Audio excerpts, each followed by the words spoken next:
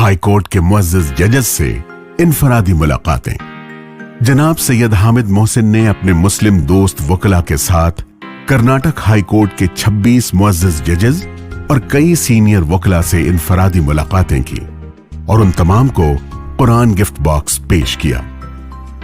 उन तमाम ने कुरान प्रोजेक्ट को काफी सराहा। उनमें से बाज मुअज़्ज़िज़ जजेस के तासुरात जो दिलों को झंझोड़ने वाले हैं आपकी खिदमत में पेश हैं। इज्जत माब चीफ जस्टिस जनाब वी गोपाल गौड़ा ने कहा, जिस तरह हजरत जिब्राइल अलैहिस्सलाम ने हजरत मोहम्मद सल्लल्लाहु अलैहि वसल्लम से कहा, पढ़ो पढ़ो और पढ़ो, मैं भी आप तमाम लोगों से कहूंगा कि इस कुरान को पढ़ो पढ़ो और पढ़ो।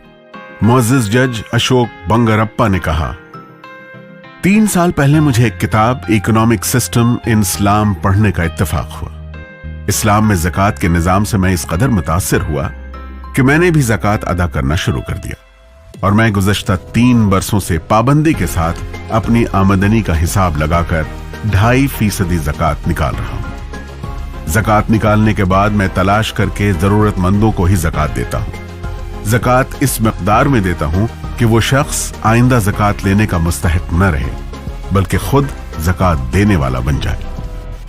अगर मेरी तरह हर मालदार मुसलमान भी ज़कात इखलास से अदा करेंगे तो गरीबी बाकी नहीं रहेगी। इस समय मुझे ये बात भी ज़हन में आ रही है कि ज़कात की रकम में कुछ हिस्सा तराजुम कुरान और पैगंबर मोहम्मद सल्लल्लाहु अलैहि वसल्लम की सीरत की किताबों को बड़े पैमाने पर आम करने में लगाएं, जिससे कुरान और पैगंबर मोहम्मद सल्लल्लाहु अलैहि वसल्लम का बड़े पैमाने पर सही तारुफ होगा। हाई कोर्ट के मुअज़्ज़िज़ जज जस्टिस अर्ली नागराज ने कहा, आप मुझे जो कन्नड़ तर्जुमा दे रहे हैं, क्या यह तर्जुमा अभी हुआ है और क्या यह तर्जुमा आपने किया है?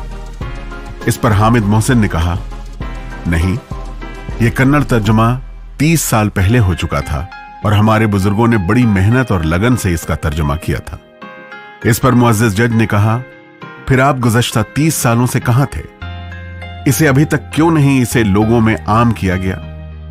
इसमें कोताही क्यों बरती गई? मुसलमानों को कुरान का दारोगा बनाकर नहीं भेजा गया है। आप इस कुरान को ज्यादा से ज्यादा लोगों तक पहुंचाएं, क्योंकि इस पर सारी इंसानियत का हक है।